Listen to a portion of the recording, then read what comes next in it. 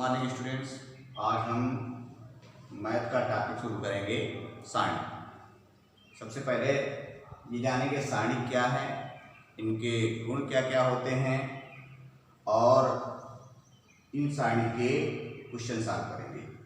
सबसे पहले ये पता करते हैं कि सारणी क्या है।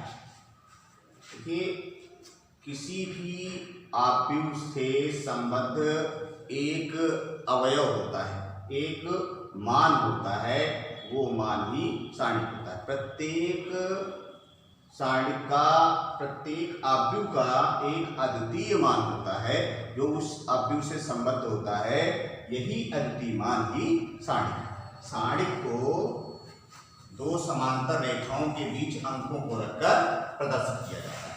जैसे कोई आव्यूह 2 गुणे 2 का 2, 3, 4, 5 है, तो इसका सारणिक जो है वो इस प्रकार से लिखा जाएगा 2, 3, 4, 5। और इस सारणिक का मान कैसे ज्ञात करते हैं? ऊपर वाले की नीचे से गुणा और माइनस लगा के नीचे वाले की ऊपर से गुणा। मतलब 2 गुणा 5 माइनस 4 गुणा 3, अर्थात 10 माइनस 12 बराबर -2। अर्थात इस आव्यूह के सारणिक का मान -2 होगा।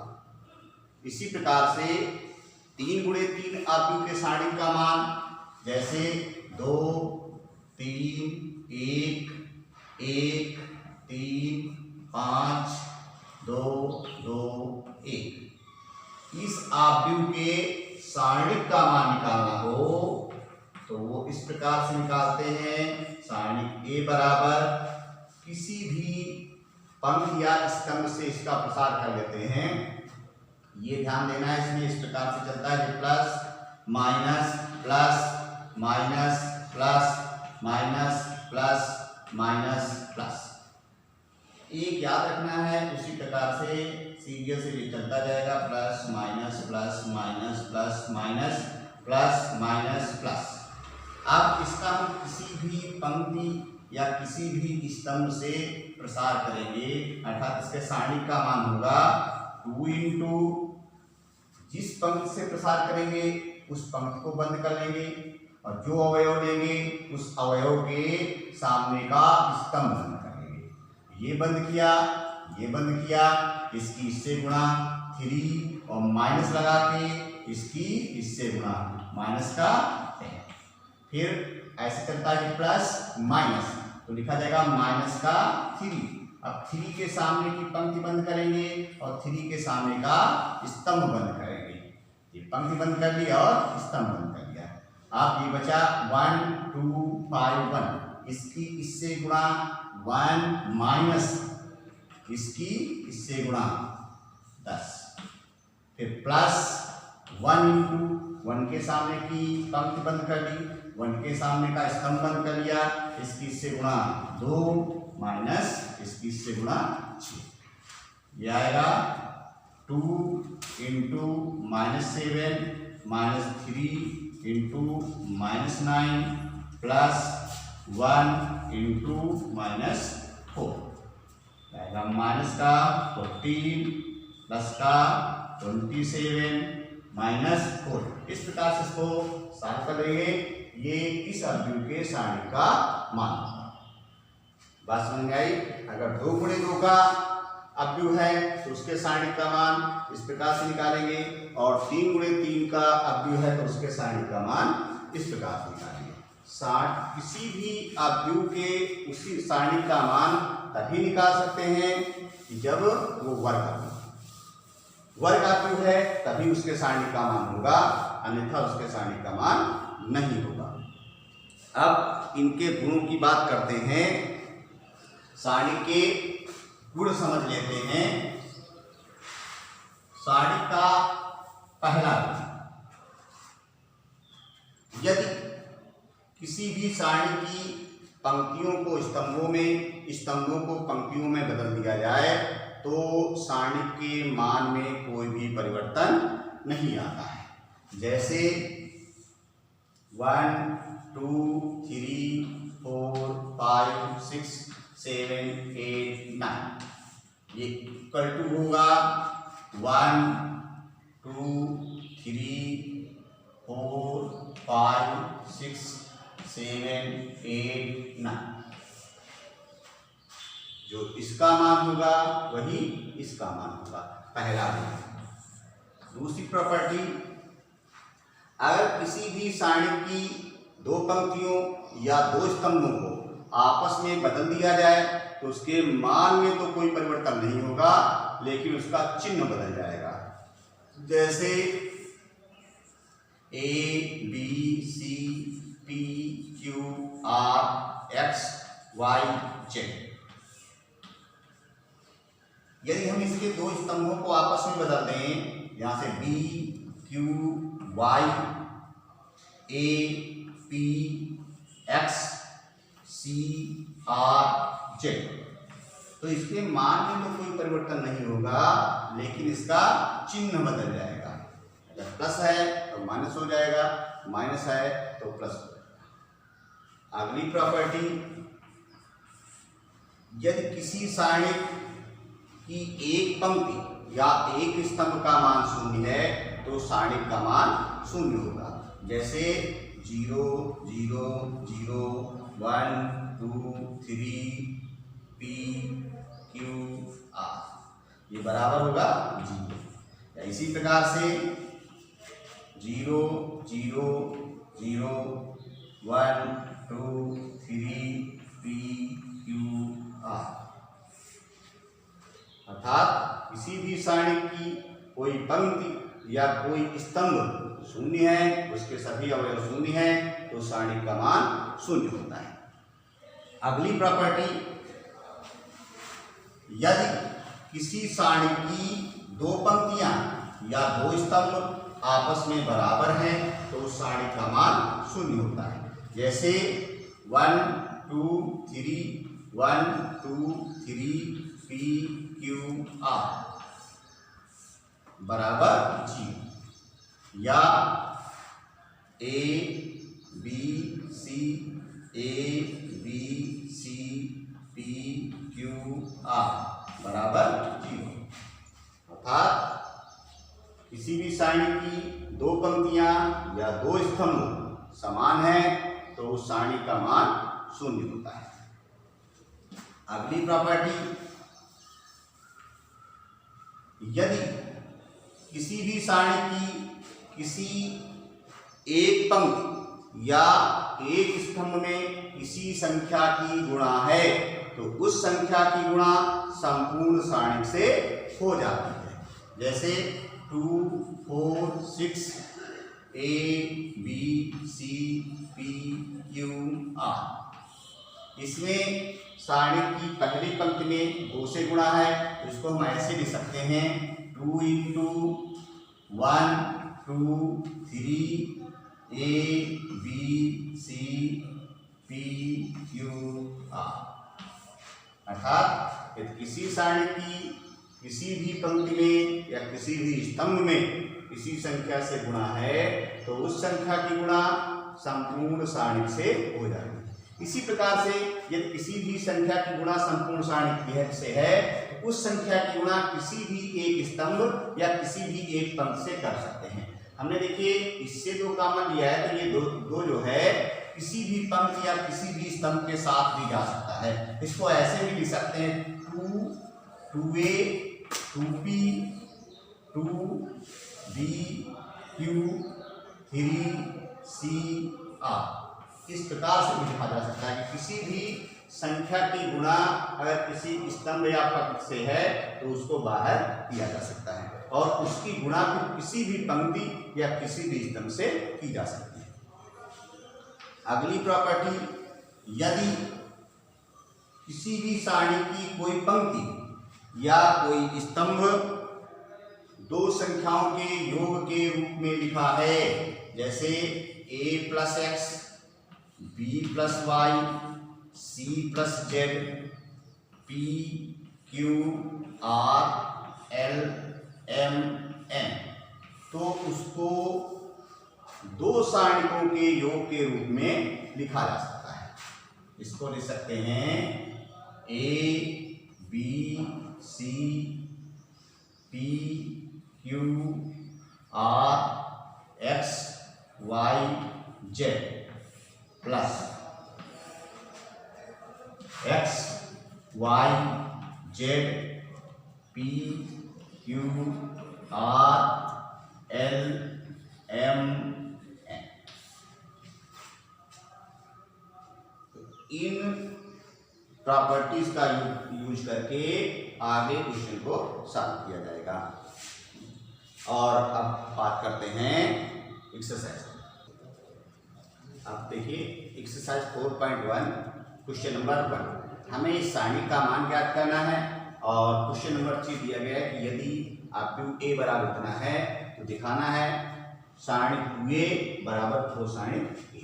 अब क्वेश्चन नंबर 1 देखते हैं। क्योंकि ये 2 गुणे 2 का सारणिक है तो इसका मान क्या होगा, ऊपर वाले की नीचे से गुणा, माइनस लगा के नीचे वाले की ऊपर से गुणा। तो 2 इंटू -1 माइनस 5 इंटू 4 तो कितना आएगा, -2 माइनस 20 इक्वल टू माइनस का 22। इसी प्रकार से क्वेश्चन नंबर 2 इसकी से मल्टीप्लाई, इस सारणी का मान cos स्क्वायर थीटा माइनस लगा के इसकी से गुणा, माइनस साइन स्क्वायर थीटा तो प्लस साइन स्क्वायर थीटा। और हम जानते हैं cos square theta plus sine square theta equal to 1। इसी प्रकार से क्वेश्चन नंबर 3 दिया गया है यदि a बराबर इतना तो दिखाना है सारणी 2a बराबर कोसाइन a। इसके लिए हम क्या करेंगे, 2a का मान निकालेंगे 2 इंटू a और फिर उसके सारणी का मान ज्ञात करेंगे और फिर सारणी a का मान ज्ञात करके उसको 4 से मल्टीप्लाई करेंगे और देखते हैं क्या दोनों बराबर आते हैं। पहले तो हम निकाल लें सारणी a का। सारणी a कितना होगा, 1 इंटू 2 और minus 4 into 2 equal to 2 minus 8 equal to minus का 6। अब निकालेंगे 4 सारणी a। 4 सारणी की हो जाएगा 4 इंटू -6 इक्वल टू माइनस का 24। अब क्या करेंगे, आप 2a की वैल्यू 2a इक्वल टू आएगा 1 को 2 से मल्टीप्लाई करेंगे 2 4 8 4। अब यहां से सारणी 2a का मान निकालेंगे। सारणी 2a हो जाएगा 8 माइनस का 32, 8 माइनस 32 माइनस का 24। अब ध्यान दीजिए 4 सारणी a का मान -24 है, सारणी 2a का मान -24 है, अतः सारणिक 2a इक्वल टू 4 सारणिक a। इस प्रकार से सिद्ध हो गया कि सारणिक 2a बराबर 4 सारणिक a। देखिए ये क्वेश्चन दिया गया आपके सामने। क्वेश्चन कहता है कि बिना प्रसार किए इस सारणी को 0 के बराबर दिखाना है।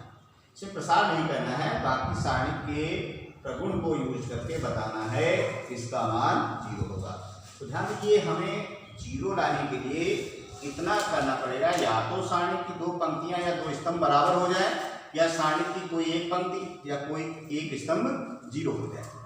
तो ध्यान दीजिए इसको हम इस प्रकार से लिख सकते हैं 1 1 1 BC CA AB और इसको a से मल्टीप्लाई करेंगे AB प्लस AC, यहाँ से BC plus AB AC plus BC left hand side.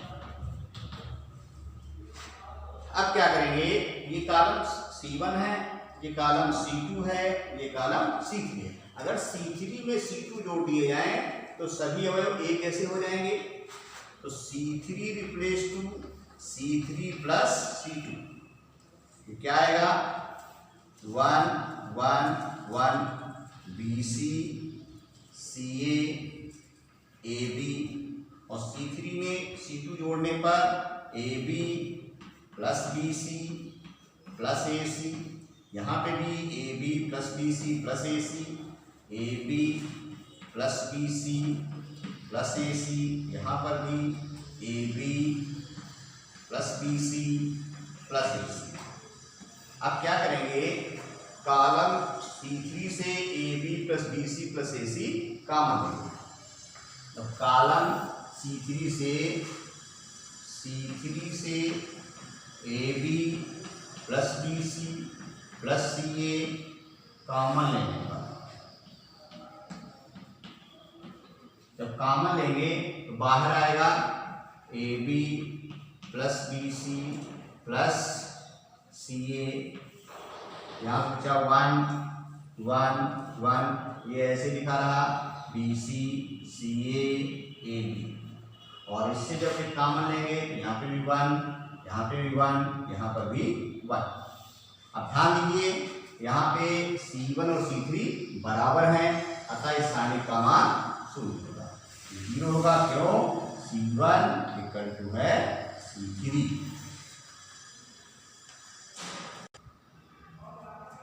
देखिए एक्सरसाइज 4.2 का question number 5।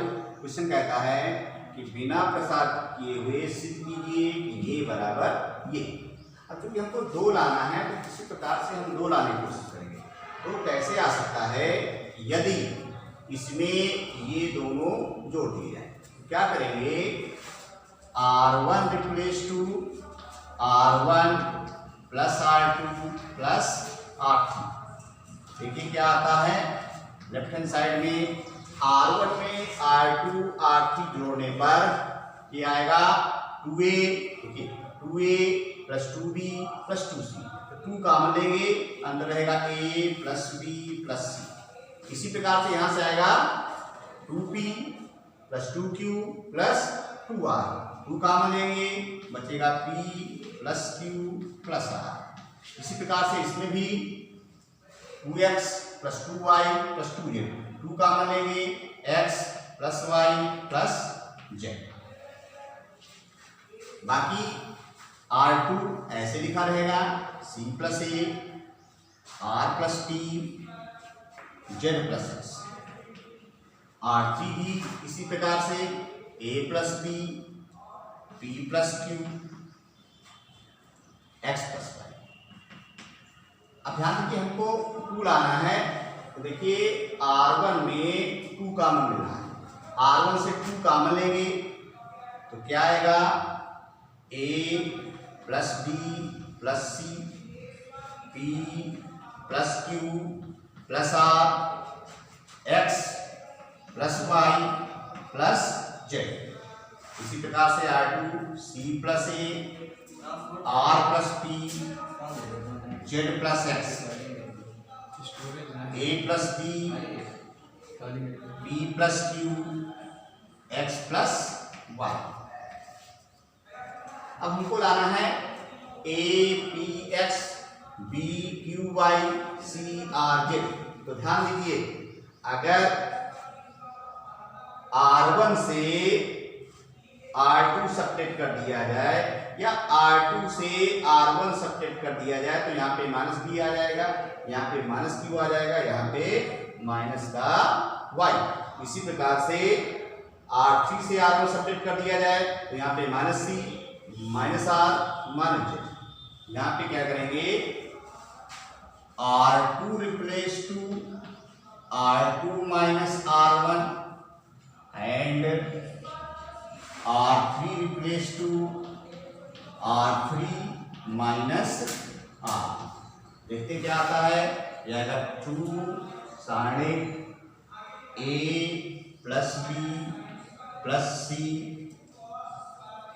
P plus Q plus R x plus y plus z। जब R2 से R1 सब्ट्रैक्ट करेंगे तो यहाँ पे आएगा माइनस P, यहाँ पे आएगा माइनस Q, यहाँ पे आएगा माइनस y। इसी प्रकार से R3 से R1 सब्ट्रैक्ट करेंगे तो यहाँ से आएगा माइनस C, यहाँ पे माइनस का R, यहाँ पे माइनस का Z। अब यदि R1 में R2 R3 जोड़ दिए जाएं तो यहां से BC कैंसिल हो जाएगा, यहां से QR कैंसिल हो जाएगा, यहां से YZ कैंसिल हो जाएगा। तो R1 replace to R1 plus R2 plus R3, यहां से आएगा 2 इंटू A P X, यहां से माइनस का B माइनस का Q माइनस का Y minus C minus R minus का Z। हम देखिए R2 से -1 कॉमन ले लीजिए और R3 से -1 कॉमन ले लीजिए तो बाहर -1 इंटू -1 अर्थात प्लस आ जाएगा। तो बाहर रहेगा 2 into A P X B Q Y C R Z। अतः बिना प्रसार किए सिद्ध हो गया कि दिस इक्वल टू दिस। देखिए क्वेश्चन नंबर 7। अब यहाँ पे सिद्ध करना है कि ये बराबर इसके। अब यहाँ पे एक कंडीशन नहीं है कि बिना प्रसार किए सिद्ध करना है, प्रसार भी करना है, चाहे काम ले सकते हो, कुछ भी कर सकते हैं। यहाँ पे ये कंडीशन नहीं है कि बिना प्रसार किए सिद्ध करना है। इससे पहले जो क्वेश्चन थे उनमें ये था कि बिना प्रसार किए सिद्ध करना है।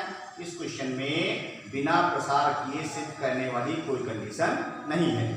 अब देखिए इधर सबसे पहली बात, हम कोई भी क्वेश्चन लगा रहे हो कहीं पर भी अगर कॉमन मिल जाए तो कॉमन ले लेते हैं। प्रत्येक पंक्ति या प्रत्येक स्तंभ में कुछ ना कुछ कॉमन मिल रहा हो तो कॉमन बाहर लिया जा सकता है। तो ध्यान दीजिए, इस पंक्ति में A कॉमन मिल रहा है, इस पंक्ति में B कॉमन मिल रहा है और इस पंक्ति में C कॉमन मिल रहा है। तो लिखेंगे R1 से A, R2 से B तथा R3 से C कॉमन लेंगे। ऐसे भी कॉमन ले सकते हैं। देखिए C1 में A कॉमन मिल रहा, C2 में B कॉमन मिल रहा, C3 में C कॉमन मिल रहा। तो चाहे तो R1 R2 R3 में कॉमन ले, चाहे C1 C2 C3 में कॉमन ले। अब हमने R1 से कॉमन लिया तो इससे जब A कॉमन लेंगे तो बाहर A आएगा, इससे B कॉमन लेंगे बाहर B आएगा और इससे C कॉमन लेंगे बाहर C आएगा। अब इससे जैसे A कॉमन लेंगे तो यहाँ पे बचा -A, यहाँ से A कॉमन लिया B बचा, यहाँ से A कॉमन लिया C बचा, यहाँ से B कॉमन लेंगे A बचेगा, यहाँ से B कॉमन लेंगे -B बचेगा, यहाँ से B कॉमन लेंगे C बचेगा, यहाँ से C कॉमन लेंगे A बचेगा, यहाँ से C कॉमन लेंगे B बचेगा, यहाँ से C कॉमन लेंगे C कॉमन लेंगे C। अब सारणी का कोई भी क्वेश्चन लगाइए, प्रसार करने से पहले हम ज्यादा से ज्यादा जीरो लाने की कोशिश करते हैं। कोई जरूरी नहीं कि नहीं जीरो लाएं तभी प्रसार कर सकते हैं, थोड़ा कैलकुलेशन ज्यादा हो सकता है, परंतु अगर हम ज्यादा से ज्यादा जीरो ले आते हैं तो हमारा कैलकुलेशन आसान हो जाएगा। अब ये देखते हैं कैसे ज्यादा से ज्यादा जीरो आ सकते हैं। तो इसके लिए ध्यान दीजिए, अगर हम R1 में R2 को जोड़ दें तो 2 जीरो आ जाएंगे। तो ऐसे कर सकते हैं, R1 replace to R1 plus R2। ये क्या आएगा? ये आएगा ABC ABC। अब देखिए R1 में R2 जोड़ेंगे तो यहां से आएगा 0, यहां पे B में -B जुड़ेगा 0, C में C जुड़ेगा 2C। बाकी इसको ऐसे लिखा रहने दीजिए, A -B C, A B -C। अब इसका हम प्रसार कर सकते हैं। इसका पहली पंक्ति से प्रसार करेंगे, यहां से आएगा ABC, 0 इंटू कुछ करेंगे 0 रहेगा, यहाँ पे 0 इंटू कुछ करेंगे 0 रहेगा, केवल इससे प्रसार करना है। तो यहां से आएगा 2C इंटू ये बंद किया, ये बंद किया, इससे मल्टीप्लाई AB, माइनस लगा के इससे मल्टीप्लाई -AB होगा तो +AB, ये आ जाएगा 2AB। यहाँ बचा ABC इंटू 2C और इंटू 2AB, ये आएगा ABC इंटू 4ABC, ये आ जाएगा 4A² B² C²। इस प्रकार सिद्ध हो जाता है ये इक्वल टू ये। हम देखिए एक्सरसाइज 4.2 का क्वेश्चन नंबर 9 प्रूव करना है दिस इक्वल टू दिस। पहला काम किसी प्रकार से x माइनस वाई ले आए, y माइनस जेड ले आए, z minus x minus Y कैसे आ सकता है? अगर हम इसमें से ये सेपरेट कर दें, देखिए इसमें से ये सेपरेट करते हैं x माइनस वाई आ सकता है, इसमें ये सेपरेट करते हैं y माइनस जेड आ सकता है। तो क्या करेंगे, r1 replace to r1 minus r2 and r2 replace to r2 minus r3। तो क्या आएगा, ये लेफ्ट हैंड साइड से साफ करेंगे, r1 माइनस r2 करेंगे तो x minus Y, X square minus Y square, Y Z minus Z X. यहाँ से आएगा y minus Z, Y square minus Z square और Z X minus X Y, और ये आएगा जेड स्क्वायर और एक्स वाई। अब देखिए इसके फैक्टर हो जाएंगे, इसके भी फैक्टर हो जाएंगे, इनमें से कुछ काम मिला है वो काम ले लेंगे। यहाँ से बचा एक्स माइनस वाई, इसके फैक्टर करेंगे X minus Y into x plus Y. इसमें से माइनस जेड कॉमन ले लीजिए तो अंदर आ जाएगा प्लस का एक्स माइनस का वाई। इस प्रकार से ये रहा y माइनस जेड, और इसके फैक्टर हो जाएंगे y minus Z into Y plus Z, और इसमें से माइनस एक्स कॉमन ले लें तो यहाँ से प्लस का y होगा माइनस का जेड होगा। इसी प्रकार से जेड स्क्वायर और एक्स वाई। अब ध्यान दीजिए r1 में x माइनस वाई कॉमन मिल रहा है, r2 में y माइनस जेड कॉमन मिल रहा है। यहाँ पे r1 से x माइनस वाई तथा r2 से y माइनस जेड कॉमन लेने वाली।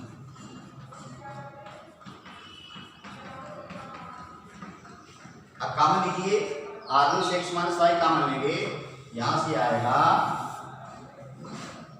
x माइनस वाई, r2 से y माइनस जेड कॉमन लेंगे तो बाहर आएगा y माइनस जेड। अब देखते हैं अंदर क्या होता है। यहाँ से x माइनस वाई कॉमन लेंगे, यहाँ पे बचा 1, यहाँ पे बचेगा x प्लस वाई, और यहाँ से बचेगा माइनस का जेड। यहाँ से y माइनस जेड कॉमन लेंगे 1 बचेगा, यहाँ पे बचेगा y प्लस जेड, और यहाँ से आएगा माइनस का x। यहाँ से जेड, यहाँ पे जेड स्क्वायर और यहाँ पे एक्स वाई। अब देखिए सारणी का क्वेश्चन लगाने पर हमें ज़्यादा से ज़्यादा जीरो लाने हैं, कहीं से भी जीरो मिल रहा है जीरो लाते हैं। अब देखिए अगर हम इसमें से ये वाला सब्ट्रैक्ट कर देते हैं जीरो आ जाएगा, तो ऐसा लिख सकते हैं r1 replace to r1 minus r2। r1 से r2 सब्ट्रैक्ट करेंगे, ये आएगा x minus Y, y minus Z. r1 से r2 सब्ट्रैक्ट करिए, 1 माइनस 1 0, इसको सब्ट्रैक्ट करेंगे तो यहाँ बचा x माइनस जेड, इसको सब्ट्रैक्ट करेंगे तो minus x plus x minus Z, x minus Z. यहाँ से बचा 1 y plus Z minus x, यहाँ पे जेड स्क्वायर एक्स वाई। अब देखिए r1 में x माइनस जेड काम मिला, r1 से अगर हम z माइनस एक्स कॉमन ले लें जैसा कि हमको लाना है तो यहाँ पे -1 बच जाएगा, यहाँ पे -1 बच जाएगा। तो r1 से z माइनस एक्स कॉमन ले लें, यहाँ से आएगा x minus Y, y minus Z minus X into, यहाँ से आया 0, यहाँ पे -1, यहाँ पे -1, 1 y plus Z minus X, Z square X Y. अब देखिए यहाँ पे -1 है, यहाँ पे भी एक जीरो लाया जा सकता है। अब क्या करेंगे, इसमें R1 के साथ में किसका प्रसार करेंगे। यहां से आएगा x minus Y, y minus Z, Z minus X into R1 के सापेक्ष से प्रसार करेंगे तो 0 इंटू 0 ही होगा। यहाँ पे माइनस लिखा जाता है तो प्लस 1 इंटू 1 के सामने की पंक्ति बंद करेंगे, 1 के सामने की स्तंभ बंद करेंगे तो 1 की मल्टीप्लाई एक्स वाई से प्लस का हो जाएगा एक्स वाई, माइनस लगा के जेड की मल्टीप्लाई माइनस एक्स से करेंगे तो प्लस का हो जाएगा जेड एक्स। फिर -1 इंटू 1 के सामने की पंक्ति बंद करेंगे, 1 के सामने का स्तंभ बंद करेंगे, इसकी मल्टीप्लाई इससे करेंगे तो ये आएगा 1 की मल्टीप्लाई जेड स्क्वायर से जेड स्क्वायर, माइनस लगा के इसकी मल्टीप्लाई इससे करेंगे तो ये आएगा माइनस का वाई जेड और माइनस का जेड स्क्वायर, माइनस का वाई जेड और माइनस का जेड स्क्वायर। ये माइनस जेड स्क्वायर का जेड स्क्वायर कैंसिल हो जाएगा, यहाँ से बचेगा X minus Y, Y minus Z, Z minus X into यहाँ से X Y plus Z X और ये -1 की गुणा माइनस वाई जैसे करेंगे तो प्लस का वाई जेड। अब इसको ऐसे भी सही लिख सकते हैं X minus Y, Y minus Z, Z minus X into X Y plus Y Z और प्लस यही सिद्ध करा। चलिए जल्दी से क्वेश्चन देखिए, क्वेश्चन नंबर 11 का सेकेंड पार्ट सिद्ध करना है ये बराबर ये। अब हमें क्या करना, पहला काम तो 2 लाना है, फिर x plus Y plus Z लाना है। तो 2 कैसे आ सकता है, ध्यान दीजिए जरा। अगर हम इसमें ये दोनों जोड़ दें तो यहाँ से आएगा 2x plus 2y plus 2z। इसी प्रकार से इसमें ये दोनों जोड़ दिए तब यहाँ पर भी 2x plus 2y plus 2z। इसी प्रकार से इसमें ये दोनों जोड़ दें तो यहाँ पर भी 2x plus 2y plus 2z होगा। तो 2 कॉमन मिल सकता है। तो क्या करेंगे, C1 replace to left hand side से सॉल्व करेंगे, C1 replace to C1 plus C2 plus इसमें ये दोनों जोड़ेंगे तो इसका मतलब इसमें ये दोनों जुड़ने हैं, इसमें ये दोनों जुड़ने हैं और इसमें ये दोनों जुड़ने हैं। इसमें जब ये दोनों जोड़ेंगे तो x प्लस x 2x हो गया, y प्लस y 2y और प्लस 2z। तो कितना आएगा 2x plus 2y plus 2z। इसी प्रकार से यहाँ पर भी इसमें ये दोनों जोड़ेंगे तो y प्लस y 2y और z प्लस z 2z और प्लस 2x। यहाँ से आएगा 2x plus 2y plus 2z। इसी प्रकार से इसमें ये दोनों जोड़ेंगे तो यहाँ पे z प्लस z 2z हुआ, x प्लस x 2x हुआ प्लस 2y, ये भी आएगा 2x प्लस 2y और प्लस 2z। बाकी यहाँ से बचेगा x y plus z plus 2x x, ये भी ऐसे लिखा रहेगा y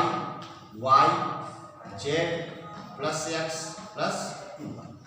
अब ध्यान दीजिए जरा, देखिए C1 में 2x plus 2y plus 2z सब में है तो 2 into x plus Y plus Z है सब में। C1 में 2 into x plus Y plus Z common ले सकते हैं।